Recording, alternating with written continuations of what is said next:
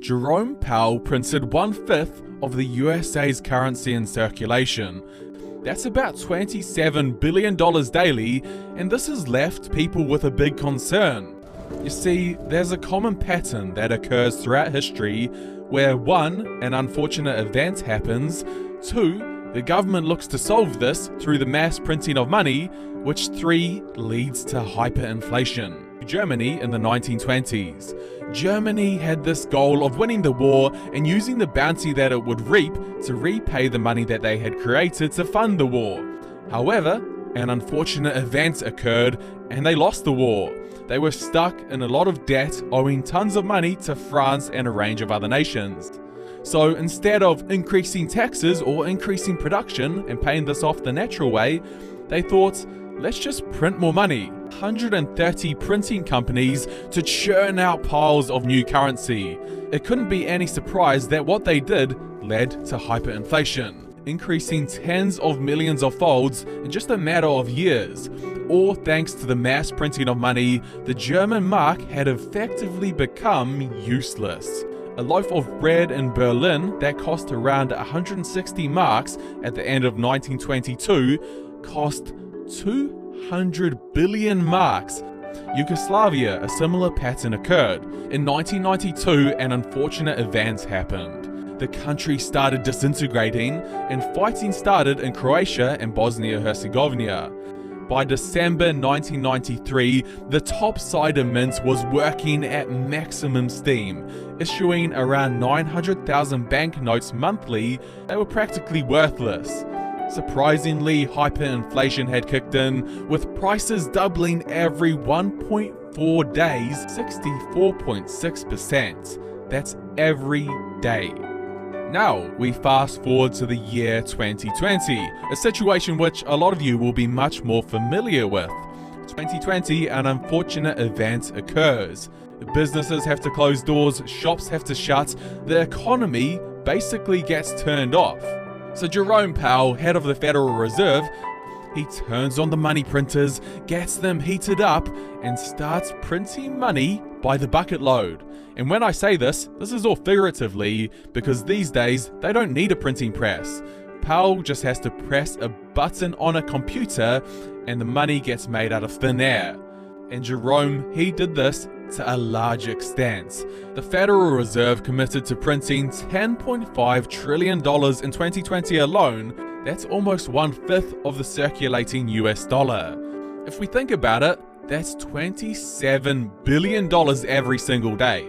Inflation follows. As the famous Winston Churchill paraphrased, those who fail to learn from history are condemned to repeat it. This is how it would look if bulldozers were pushing that money into a bottomless pit, and it's this amount that was made daily. And to put this into context, if you spent $1 million a day since Jesus was born, you still would have not spent $1 trillion by now. Warren Buffett, arguably the greatest investor of all time, he's already seen these price increases in a range of assets. The more money that you add into an economy without an increase in production, the higher the prices are going to become.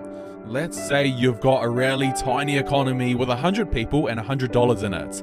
Maybe it shouldn't blow us off our seats that house prices have increased in most states throughout the USA since Jerome Powell decided to flick the switch and print 1/5 of the entire dollars in circulation.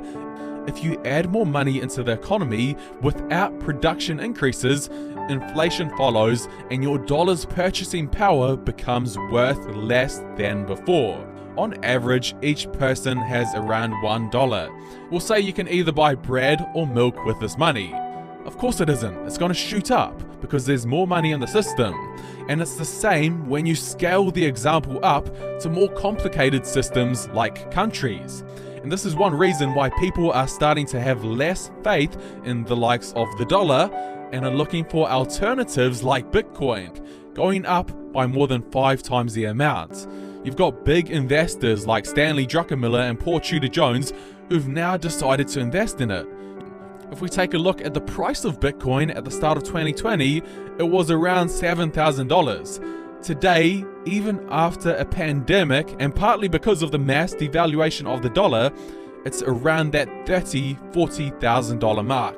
A big reason behind this is because of the Fed's influence over the dollar and what they did to it in 2020. We've got big companies like Square, Tesla, and MicroStrategy, instead of holding dollars as reserves, have bought Bitcoin or some other form of crypto. In the 90s, I don't see prices doubling every day, but we will see inflation at levels higher than what we're used to.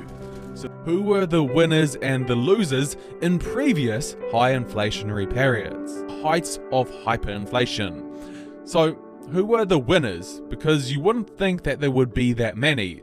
It's important to know this because this is how we can potentially prepare if we are hit with high inflation over the upcoming years. Let's say you owe $1 million. If hyperinflation was as high as it was in Yugoslavia, the next day, that $1 million would be worth less than half that amount.